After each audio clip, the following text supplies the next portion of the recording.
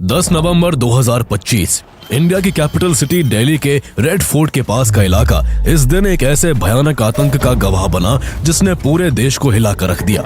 लाल किला से महज 500 मीटर दूर located Lal Qila metro station Delhi के बिजिएस्ट मेट्रो स्टेशंस में से एक है। यहाँ रोजाना सैकड़ों लोग लाल किला और जामा मस्जिद घूमने आते हैं। इतना ही नहीं, इसके बगल में दिल्ली का सबसे बड़ा मार्केट चांदनी चौक भी है, जो फैंसी ड्रेसेस और सजावट की चीजों के रंग बिरंगे मार्केट के लिए मशहूर है। शादियों के सीजन की वजह से 10 नवंबर को यहाँ भी हजारों लोग शादी का सामान खरीदने आए थे। कोई अपनी दुल्हन के लिए खूबसूरत कपड़े चुन रहा था तो कोई अपने रिश्तेदारों के लिए अच्छे कपड़े लेकर उनके चेहरे पर मुस्कान लाना चाहता था। कुछ जर्नलिस्ट और रिपोर्टर्स इस इलाके की खूबसूरती और इसके रंग बिरंगे जीवन को अपनी न्यूज बाइट्स में शूट कर रहे थे।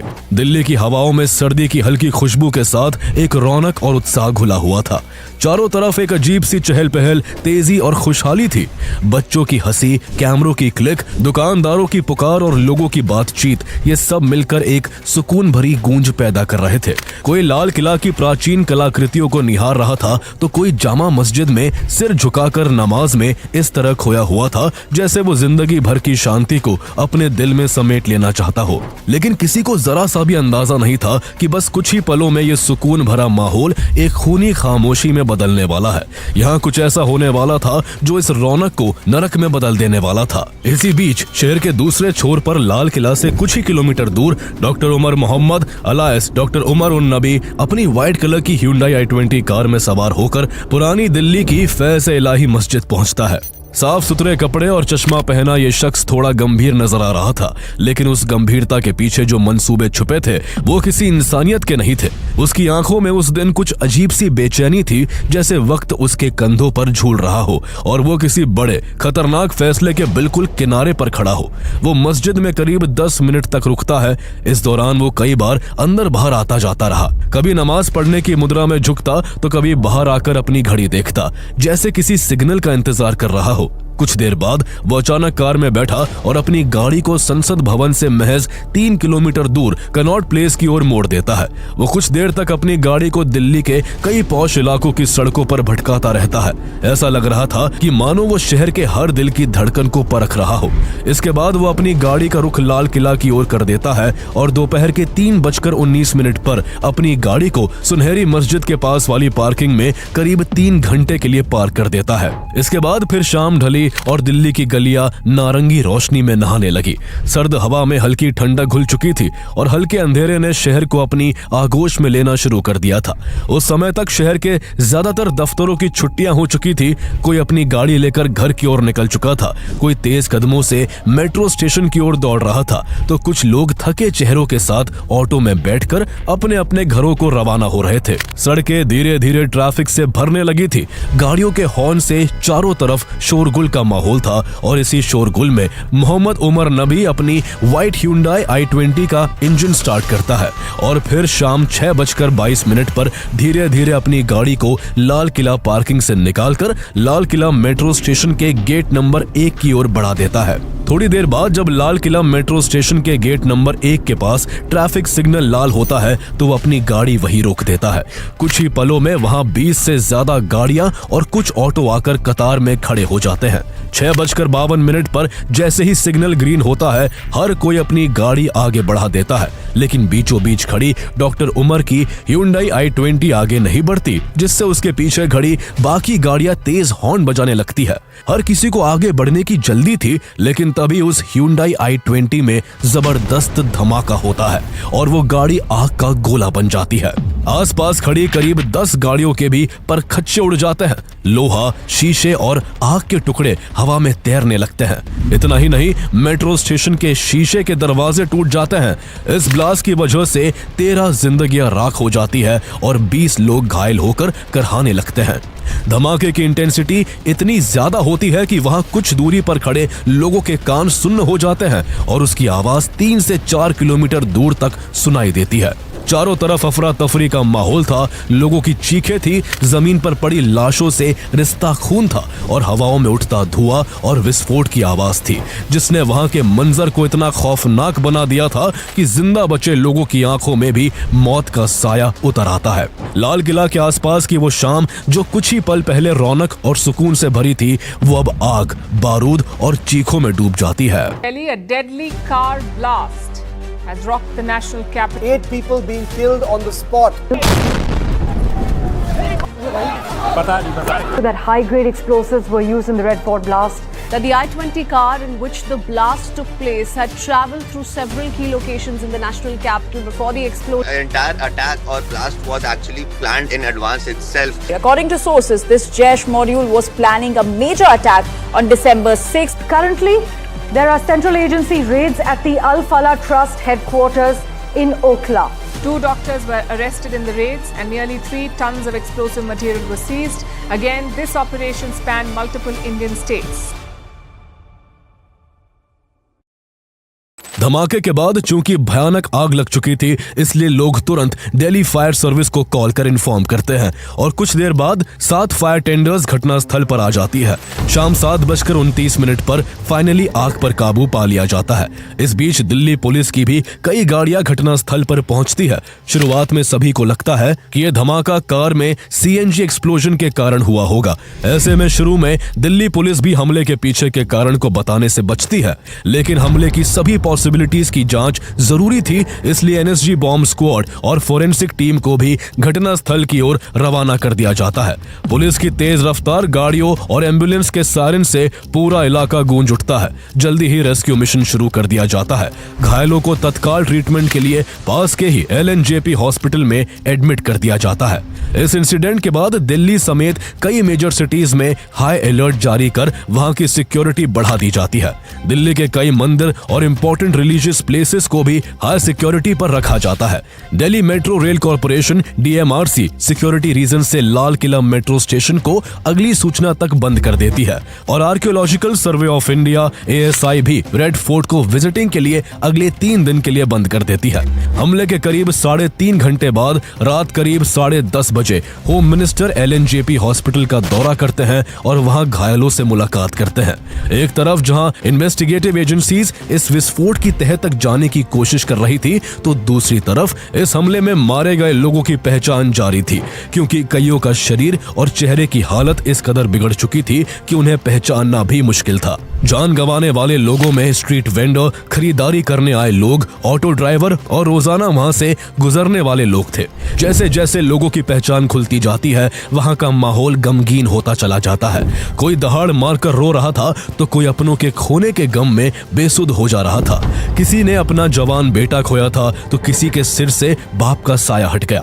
इस विस्फोट में जान गंवाने वालों में 35 साल के अमर कटारिया भी थे, जो अपने परिवार के साथ दिल्ली के श्रीनिवासपुरी में रहते थे। लाल किले के इलाके में उनका अपना फार्मा का बिजनेस था। अमर अपनी दुकान से घर जाने के लिए निकले थे और रास्ते में पिता के कॉल आने पर कहा था कि बस कुछ ही देर में घर पहुंचने वाला हूं। लेकिन जब देर रात तक उनके घर ना पहुंचने पर उनके पिता ने उन्हें दोबारा कॉल किया, तो फोन एक लेडी पुलिस ने उठाया और उन्हें एलएनजेपी हॉस्पिटल जाने को कहा। अमर कटारिया का चेहरा बुरी तरह से बिगड़ा हुआ था और ऐसे में उनके पिता को उनकी पहचान उनके हाथ पर बने टैटू से करनी पड़ी। अमर ने अपने एक हाथ पर मॉम माय फर्स्ट लव, तो दूसरे हाथ पर डैड माय स्ट्रेंथ का टैटू बनवा रखा था। अमर अपने माता पिता के अलावा अपनी पत्नी और 3 साल के बेटे को बिलखता छोड़ गए। इसी तरह इस हमले में जान गंवाने वालों में पंकज सहनी भी थे, जो पेशे से एक प्राइवेट कैब ड्राइवर थे और वो महज 22 साल के थे। उनका परिवार बिहार के समस्तीपुर का है, लेकिन बीते 15 सालों से वो अपने पिता के साथ दिल्ली में ही रह रहे थे। 10 नवंबर को पंकज कैब से पुरानी दिल्ली रेलवे स्टेशन जा रहे थे, लेकिन रास्ते में ही हमले का शिकार हो गए। उस शाम की दर्दनाक कहानी यही खत्म नहीं हुई। इस धमाके में अशोक कुमार की भी जान चली गई। अशोक कुमार पेशे से डीटीसी बस के कंडक्टर थे और अपनी बीवी और 3 बच्चों के साथ दिल्ली में ही एक किराए के कमरे में रहते थे।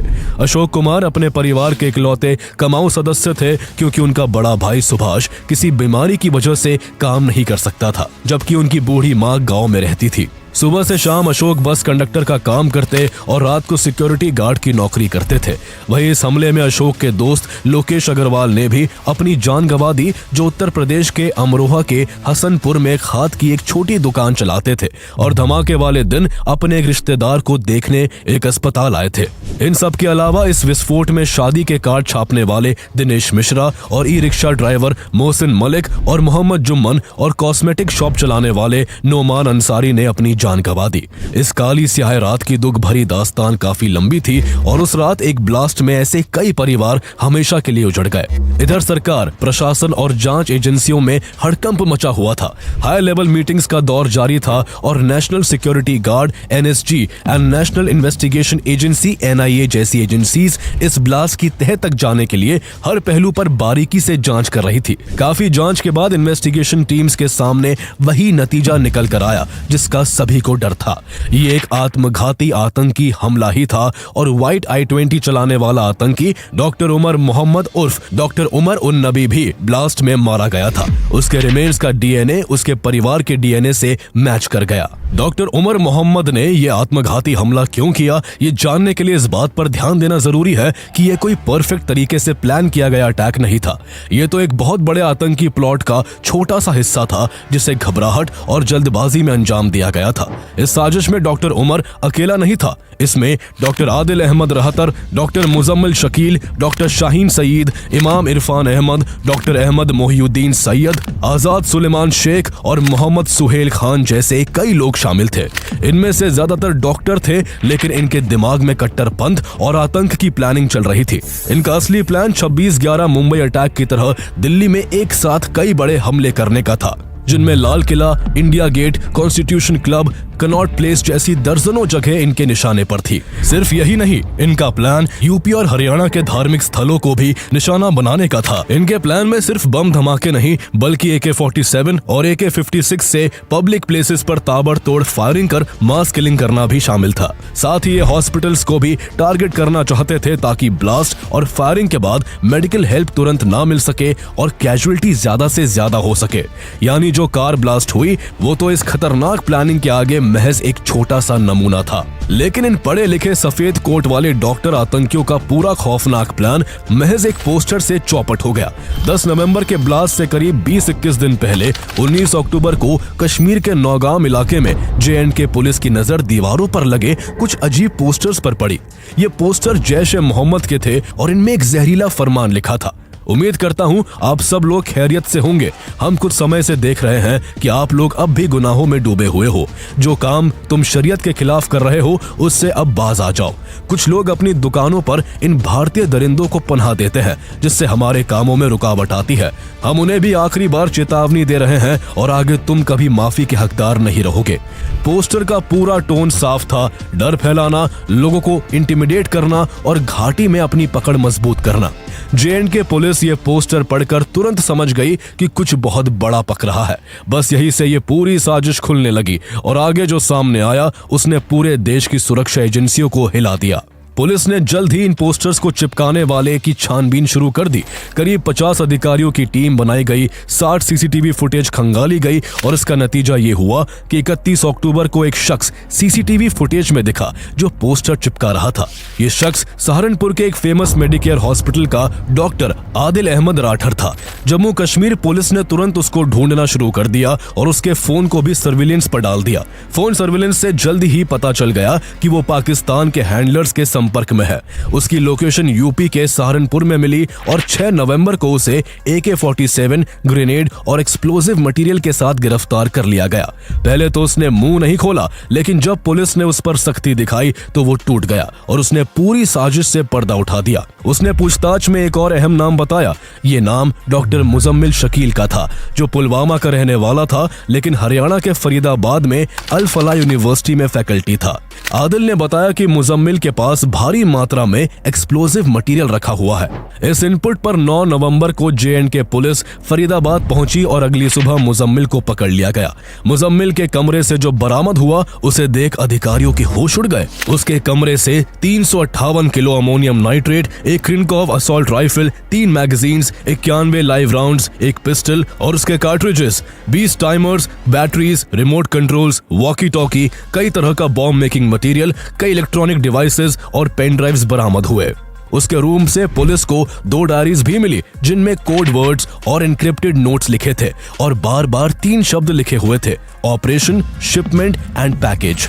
पुलिस को इसमें अब एक बड़े आतंकी नेटवर्क की झलक दिख रही थी और मामला भारी लग रहा था। इसलिए इसमें सिर्फ जम्मू एंड कश्मीर पुलिस नहीं बल्कि हरियाणा पुलिस, उत्तर प्रदेश पुलिस और कई सेंट्रल एजेंसीज भी इन्वॉल्व हो गई। जैसे जैसे जांच आगे बढ़ी, इस पूरे आतंकी मॉड्यूल के असली चेहरे सामने आने लगे। डॉक्टर मुजम्मिल शकील की गिरफ्तारी के तुरंत बाद 10 नवंबर को पुलिस ने इस नेटवर्क की एक और अहम सदस्य डॉक्टर शाहीन सईद को पकड़ लिया। डॉक्टर शाहीन की कार से एक क्रिनकॉव असॉल्ट राइफल भी मिली। यह कोई मामूली गिरफ्तारी नहीं थी क्योंकि शाहीन सईद का सीधा संपर्क जैश-ए-मोहम्मद के सरगना मसूद अजहर की बहन सादिया अजहर से था।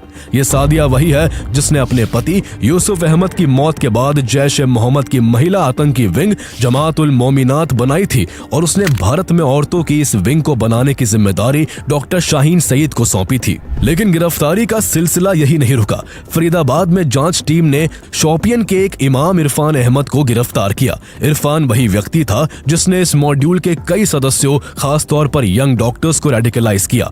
लेकिन असली झटका तो तब लगा जब दूसरा इमाम मौलवी इश्तियाक पकड़ा गया। मौलवी इश्तियाक हरियाणा के मेवात का रहने वाला था और फरीदाबाद की अल फलाह मॉस्क का इमाम था। पुलिस जब उसके कमरे पर पहुंची तो जो मिला उसने सभी के पैरों तले जमीन खिसका दी। उसके कमरे से 2500 किलो से ज्यादा एक्सप्लोजिव्स बरामद हुए।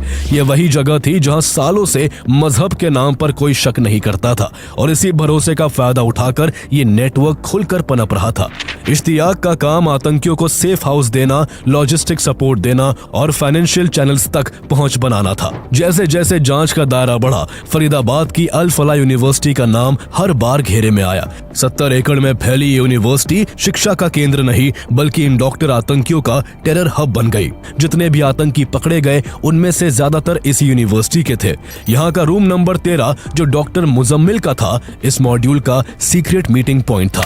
यही प्लान बनता था और यही साजिशें तैयार होती थी। यूनिवर्सिटी का एक और चेहरा डॉक्टर निसारुल हसन श्रीनगर के SMHS मेडिकल कॉलेज का असिस्टेंट प्रोफेसर था। उसे साल 2023 में आतंकियों से कनेक्शन होने के कारण सरकारी नौकरी से निकाल दिया गया था। लेकिन हैरानी की बात यह कि इसके बावजूद साल 2024 में अल फलाह यूनिवर्सिटी ने उसे एज अ प्रोफेसर नौकरी दे दी। लेकिन जब पुलिस की कार्रवाई शुरू हुई तो वो पकड़े जाने के डर से रातों रात फरार हो गया। ऐसे में ये सोचने वाली बात है कि जब इतना सब यूनिवर्सिटी के अंदर हो रहा था तो क्या यूनिवर्सिटी के मैनेजमेंट को इसकी जरा सी भी भनक नहीं लगी, या फिर ये यूनिवर्सिटी के टॉप लोगों की रजामंदी से हो रहा था।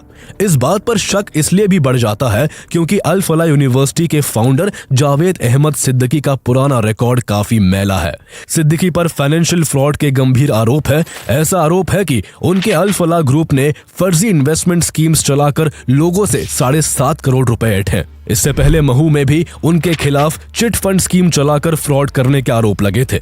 इसके चलते उन्हें 2003 में जेल की सलाखों के पीछे भी रहना पड़ा। कहा जाता है कि राजनीतिक कनेक्शन का फायदा उठाकर उन्होंने इस यूनिवर्सिटी को साल 2014 में तैयार किया था और इस यूनिवर्सिटी को शुरू से विदेश से फंडिंग भी मिल रही है। इस कहानी का सबसे डरावना किरदार डॉक्टर उमर मोहम्मद, जिसने Hyundai i20 कार से रेड फोर्ट के पास ब्लास्ट किया, वो भी इसी यूनिवर्सिटी से बिलोंग करता था। उमर मोहम्मद और मुजम्मिल शकील दोनों गहरे दोस्त थे और दोनों पुलवामा के एक ही गांव कोइल के थे। उनके घर सिर्फ 800 मीटर की दूरी पर थे। दोनों साथ पढ़े, साथ डॉक्टर बने और फिर दोनों साथ साथ आतंक की राह पर उतर गए। मुजम्मिल और उमर जनवरी 2025 से यानी पिछले 11 महीने से दिल्ली के लाल किले वाले इलाके की रेकी कर रहे थे। दोनों कई बार वहां गए ताकि भीड़ का पैटर्न देख सके। इस दौरान दोनों ने पुलिस कहां खड़ी होती है, कौन से एंगल ब्लाइंड स्पॉट बनता है, कौन सा ट्रैफिक सिग्नल सबसे ज्यादा जाम रहता है, ये सब कुछ उन्होंने नोट किया था। उनकी डिवाइसेस की जांच में कई पाकिस्तानी नंबर भी मिले जो ये साबित करते थे कि ये लोग पाकिस्तान के हैंडलर्स के ऑर्डर पर काम कर रहे थे।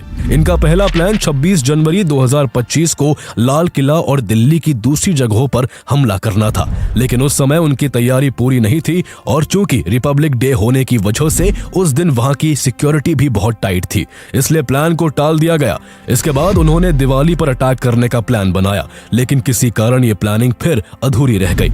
इसके बाद इन्होंने 6 दिसंबर को दिल्ली और एनसीआर के कई इलाकों में सीरियल ब्लास्ट करने का फैसला किया, क्योंकि 6 दिसंबर ही वही दिन था जब 1992 में बाबरी मस्जिद गिराई गई थी। ऐसे में इनका टारगेट अयोध्या का राम मंदिर भी था। इस मॉड्यूल ने दिल्ली एनसीआर में बड़े धमाके करने के लिए करीब 20 लाख रुपए इकट्ठे किए थे। डॉक्टर उमर मोहम्मद बॉम्ब बनाने में एक्सपर्ट था और ये पैसा उसी के पास रखा गया था। इसके बाद डॉक्टर उमर मोहम्मद और उसके साथियों ने गुड़गांव, नूह और आसपास की जगहों से लगभग 26 क्विंटल एनपीके फर्टिलाइजर खरीदा, जिसमें करीब 3 लाख रुपए खर्च हुए। यही फर्टिलाइजर अमोनियम नाइट्रेट के साथ मिलाकर आईईडी बनाने में इस्तेमाल होना था। बॉम्ब मेकिंग के लिए इन्होंने अल फला यूनिवर्सिटी की लैब के भी केमिकल्स इस्तेमाल किए।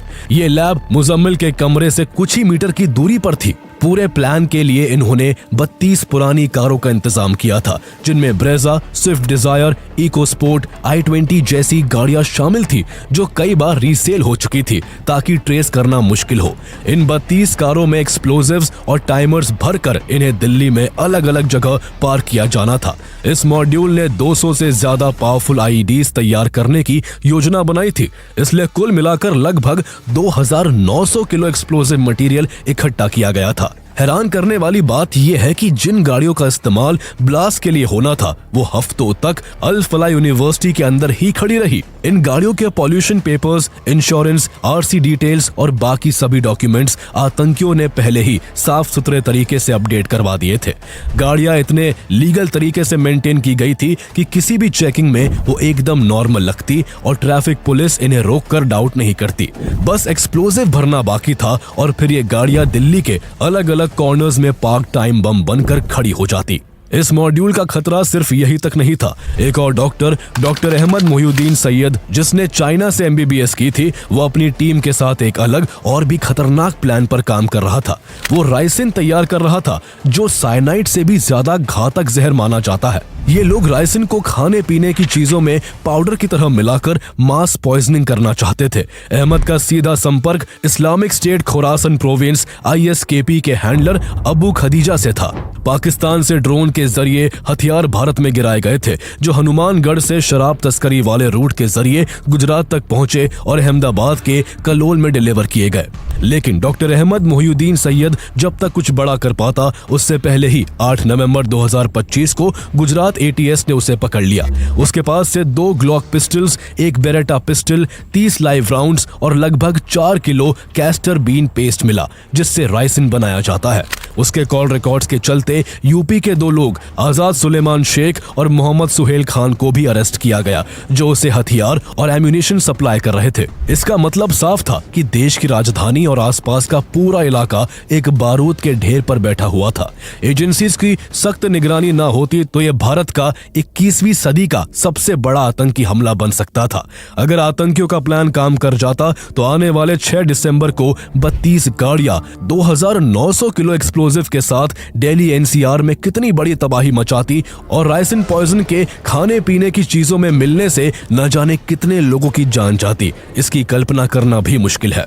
आदिल, मुजम्मिल और शाहीन की गिरफ्तारी के बाद पुलिस डॉक्टर उमर मोहम्मद को भी ढूंढ रही थी, लेकिन वो बार बार अपनी लोकेशन चेंज कर रहा था, इसलिए वो हाथ नहीं आया। अपने साथियों की गिरफ्तारी के बाद उमर घबरा गया था और उसे अब 6 दिसंबर का पूरा प्लान फेल होता दिख रहा था। ऐसे में उसने डर के मारे पैनिक में फैसला किया और 10 नवंबर को ammonium nitrate fuel oil ANFO explosive से भरी I-20 कार को लाल किले के बाहर ट्रैफिक सिग्नल पर उड़ा दिया। धमाके में आतंकी उमर समेत 13 लोगों की जान चली गई और 20 लोग घायल हुए। ब्लास्ट के एक हफ्ते बाद डॉक्टर उमर मोहम्मद का कुछ दिन पुराना एक सेल्फ रिकॉर्डेड वीडियो सामने आता है, जिसमें वो ये कहता है कि आत्मघाती हमला कोई आत्महत्या नहीं बल्कि एक शहादत है। दरअसल इस्लाम में आत्महत्या हराम है, लेकिन डॉक्टर उमर इस वीडियो में उसे जायज बताने की कोशिश कर रहा था, जो ये साबित करता है कि वो किस हद तक रेडिकलाइज हो चुका था और उसके लिए अब मौत भी एक रिलीजियस ड्यूटी बन चुकी थी। इतना ही नहीं, वो इस वीडियो के जरिए बाकी रेडिकलाइज लोगों को भी हमला करने के लिए उकसाना चाहता था और इसलिए उसने वीडियो के एंड में कैमरे की तरफ देखकर कहा था, मौत से मत डरो। There are multiple arguments that have been brought against it. Martyrdom operationals. जांच में पता चला कि जिस I-20 में ब्लास्ट किया गया वो पहले मोहम्मद सलमान के नाम पर रजिस्टर्ड थी। उसने ये गाड़ी 1.5 साल पहले दिल्ली के ओखला में रहने वाले देवेंद्र को बेच दी थी। इसके बाद कार नदीम के पास गई और बाद में इसे फरीदाबाद की रॉयल कार जोन ने रीसेल कर दिया। पुलिस और जांच एजेंसियों ने आगे चलकर इस नेटवर्क से जुड़े कई लोगों को गिरफ्तार किया, जिसके बाद पता चला कि ये मेनली 10 लोगों का कोर ग्रुप था, जिनमें ज्यादातर डॉक्टर्स हैं। NIA ने इस मामले में आमिर रशीद अली नाम के शख्स को पकड़ा, जिसने डॉक्टर उमर के लिए एक्सप्लोजिव वाली I-20 कार की अरेंजमेंट करने में बड़ी भूमिका निभाई थी। इसके कुछ ही समय बाद एक political science graduate Jasir Bilal वानी की गिरफ्तारी हुई, जिससे इस पूरी साजिश का सबसे डरावना हिस्सा सामने आया। जांच में पता चला कि आतंकी की पहली planning Hamas style drone attacks करने की थी। जसीर वानी इस मॉड्यूल का टेक्निकल ब्रेन बन चुका था और वो ड्रोन्स को मॉडिफाई कर रहा था और रॉकेट बेस्ड एक्सप्लोजिव्स बनाने की कोशिश कर रहा था। वानी को पर्सनली खुद डॉक्टर उमर ने इस साजिश में शामिल होने के लिए राजी किया था। NIA के मुताबिक इनके रॉकेट और ड्रोन अटैक्स वाला प्लान फेल हो गया था और ऐसे में इस मॉड्यूल ने बाद में सीधे कार बॉम्ब प्लान को आगे बढ़ाया। फोरेंसिक टीम ने कंफर्म किया कि ब्लास्ट में अमोनियम नाइट्रेट और फ्यूल ऑयल यानी ANFO का इस्तेमाल हुआ था, लेकिन आगे की जांच में एक और डरावनी संभावना सामने आई। जांच एजेंसीज को ऐसा शक है कि उमर ने इसके साथ TATP यानी ट्राइएसीटोन ट्राइपरऑक्साइड भी इस्तेमाल किया था, जिसे मदर ऑफ सेटन भी कहा जाता है, क्योंकि ये इतना ज्यादा वॉलेटाइल होता है कि हल्की सी गर्मी में भी बिना डेटोनेटर के फट सकता है। प्रोब टीम्स का मानना है कि उमर को इस एक्सप्लोजिव की खतरनाक और अनस्टेबल नेचर के बारे में पूरा पता था और इसलिए वो अपनी गाड़ी को चांदनी चौक जैसे भीड़ भाड़ वाले इलाके में घुमा रहा था। जांच में एक और बात निकलकर सामने आई कि एक्सप्लोजिव को ढीला भरा गया था। अगर ये ठीक से कॉम्पैक्ट होता और इसे सेट होने का टाइम मिलता तो तबाही का मंजर इससे कई गुना ज्यादा होता। लेकिन इस पूरे मामले में सबसे डराने वाली बात यह थी कि इस मॉड्यूल में कोई भी अनपढ़ या बेरोजगार आदमी नहीं था जिसे ब्रेन वॉश्ड या भटका हुआ कहा जा सके, बल्कि ये सभी पढ़े लिखे प्रोफेशनली सेटल्ड अच्छी कमाई वाले लोग हैं। अरेस्ट हुए 12 लोगों में से 6 डॉक्टर्स हैं, ऐसे लोग जिन पर समाज सबसे ज्यादा भरोसा करता है। लेकिन पर्दे के पीछे यही लोग एक्सप्लोजिव प्रोक्योरमेंट, कंसीलमेंट और टेक्निकल प्रिपरेशन जैसे सबसे खतरनाक काम कर रहे थे। यही वजह है कि सिक्योरिटी एनालिसिस ने इसे व्हाइट कॉलर टेररिज्म नाम दिया, एक ऐसा टेररिज्म जिसमें एजुकेशन, रिस्पेक्टेबिलिटी और प्रोफेशनल आइडेंटिटी खुद एक हथियार बन जाते हैं। व्हाइट कॉलर टेरर नेटवर्क्स में ऐसे लोग शामिल होते हैं जो डॉक्टर्स, इंजीनियर्स और प्रोफेसर जैसे भरोसे के पदों पर होते हैं और अपनी ट्रस्टेड इमेज का फायदा उठाकर प्लानिंग करते हैं। ऐसे लोग मटेरियल आसानी से खरीद सकते हैं, ट्रैवल कर सकते हैं, हाई सोसाइटी में रह सकते हैं और क्रिप्टो ट्रांजैक्शंस कर सकते हैं, जिससे ट्रैकिंग मुश्किल होती है। इनके पास नॉलेज भी होती है और एक्सेस भी, जिसकी वजह से ये नए तरह का टेररिज्म बेहद डेंजरस और अनप्रेडिक्टेबल माना जा रहा है। पहले पाकिस्तान की ISI और उसके टेरर ग्रुप्स भारत में हमले के लिए रेडिकलाइज्ड अनएम्प्लॉयड यूथ को इस्तेमाल करते थे, जिन्हें जिहाद, जन्नत और बेहतर हुरों का लालच देकर ब्रेन वॉश किया जाता था और भारत के खिलाफ इस्तेमाल किया जाता था। लेकिन कुछ सालों में इंडियन सिक्योरिटी एजेंसीज ने ऐसे लो लेवल आतंकियों पर कड़ी नजर रखी। कई पकड़े गए, कई मारे गए और ये कैटेगरी अब आसानी से पकड़ी जा रही थी। इसी वजह से ISI और पाकिस्तान बेस्ड टेरर आउटफिट्स ने अपनी स्ट्रेटेजी बदल दी। उन्होंने ऐसे एजुकेटेड प्रोफेशनल्स को फंसाना शुरू किया जो किसी भी सिक्योरिटी वॉच लिस्ट पर ना हो। अरेस्ट हुए लोगों में कई डॉक्टर्स और प्रोफेसर्स थे जो दिन में हॉस्पिटल और यूनिवर्सिटी में रिस्पेक्ट रिस्पेक्टेबल रोल्स निभाते थे, लेकिन रात में भारत के खिलाफ मास कैजुअलिटी टेरर अटैक की प्लानिंग कर रहे थे। इन्वेस्टिगेशन से ये भी सामने आया कि ये पूरा मॉड्यूल एन्क्रिप्टेड कम्युनिकेशन प्लेटफॉर्म्स का इस्तेमाल करता था। इन्हीं एन्क्रिप्टेड चैनल्स पर इंडोक्ट्रिनेशन, कोऑर्डिनेशन, फंड मूवमेंट और लॉजिस्टिक्स की डिटेलिंग होती थी।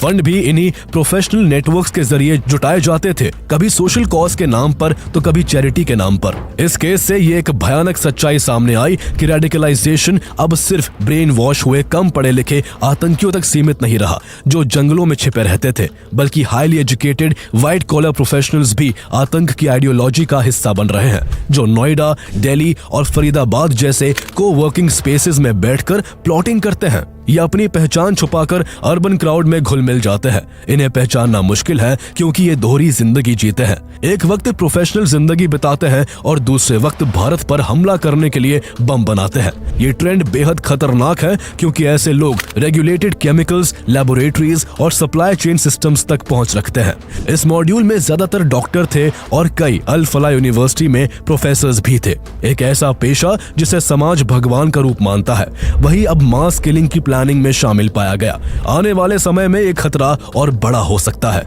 कल को कोई वकील, कोई पुलिसकर्मी या कोई सेना का जवान भी प्रोफेशनल आइडेंटिटी का इस्तेमाल करके अंदर से हमला कर सकता है। ऐसे हालात में सोसाइटी हर प्रोफेशनल पर शक करने लगेगी, जो एक और सामाजिक खतरा बन जाएगा। व्हाइट कॉलर टेररिज्म की इस नई तस्वीर ने इंडिया की काउंटर टेररिज्म एजेंसीज के सामने एक नया चैलेंज खड़ा कर दिया है। इसी वजह से दिल्ली ब्लास्ट की जांच में अब NIA, NSG, IB और दिल्ली पुलिस के साथ साथ ED भी शामिल हो गई है। ED ये जांच कर रही है कि डॉक्टर्स ने करीब 20 लाख रुपए कहां से जुटाए और ये पैसा किन सोर्सेस से आया। ED द्वारा अल फला यूनिवर्सिटी के फाइनेंशियल ट्रांजैक्शंस की भी जांच चल रही है, क्योंकि ED को शक है कि इस यूनिवर्सिटी की फंडिंग विदेश से हो रही है। वहीं AIU ने अल फला यूनिवर्सिटी की मेंबरशिप को सस्पेंड कर दिया है, क्योंकि इस यूनिवर्सिटी को इन डॉक्टर्स ने प्लानिंग का अड्डा बना रखा था। 10 नवंबर को रेड फोर्ट के पास हुआ ब्लास्ट सिर्फ एक अटैक नहीं था, बल्कि एक वार्निंग है, एक साफ, तेज और कड़वा संकेत कि आतंकवाद की शक्ल बदल चुकी है। ये उनके असली प्लान का पूरा रूप भी नहीं था, ये तो बस उस विनाश का छोटा सा हिस्सा था। इंटेलिजेंस एजेंसीज और जम्मू कश्मीर पुलिस की तारीफ बनती है, क्योंकि अगर अक्टूबर में उस पोस्टर की लीड को फॉलो करते हुए पूरा व्हाइट कॉलर मॉड्यूल पकड़ा ना जाता तो 6 दिसंबर पर दिल्ली एक ऐसा कहर देखती जिसकी हम शायद कल्पना भी नहीं कर सकते। लेकिन इन सब के बावजूद भी सरकार पर एक नहीं बल्कि कई सवाल खड़े होते हैं। आखिर 13 साल बाद दिल्ली में फिर से धमाका पॉसिबल कैसे हुआ? इतनी बड़ी मात्रा में एक्सप्लोजिव्स दिल्ली तक पहुंच कैसे गए? एक explosive loaded Hyundai i20 car देश की कैपिटल की सड़कों पर कई घंटों घूमती रही, लेकिन किसी भी एजेंसी को रेड फ्लैग क्यों नहीं मिला? सवाल ये भी है कि दिल्ली से कुछ किलोमीटर दूर 2900 किलो एक्सप्लोजिव कई दिनों तक हरियाणा के फरीदाबाद में पड़ा रहा, लेकिन पुलिस को भनक तक नहीं लगी। ये कोई पहली बार नहीं हुआ है। साल 2019 के पुलवामा अटैक में भी 200 किलो RDX से भरी गाड़ी कश्मीर की सड़कों पर घूमती रही और CRPF के काफिले से टकराकर 40 जवानों की जान ले ली। 2016 के पठानकोट अटैक में भी इंटेलिजेंस इनपुट होने और पंजाब पुलिस के एक SP को आतंकियों द्वारा बंधक बनाए जाने की सूचना होने के बावजूद आखिर टेररिस्ट पठानकोट एयर स्टेशन तक कैसे पहुंच गए? 10 नवंबर के अटैक्स ने साफ कर दिया है कि देश के सामने लड़ाई अब बहुत बड़ी है। ये सरकार के लिए एक रिमाइंडर है कि टेररिज्म अब एक नए दौर में प्रवेश कर चुका है। इंडियन गवर्नमेंट को अब चाहिए कि नई स्ट्रेटेजी, ज्यादा मॉडर्न सिक्योरिटी सिस्टम्स और ग्राउंड लेवल अकाउंटेबिलिटी के साथ आतंकियों को उनके मंसूबे में कामयाब होने से पहले ही रोक दे। क्योंकि केवल सवाल सिर्फ ये नहीं कि ब्लास्ट कैसे हुआ, बल्कि सवाल ये है कि अगला हमला ना हो, इसके लिए हमारी सरकार कितनी तैयार है।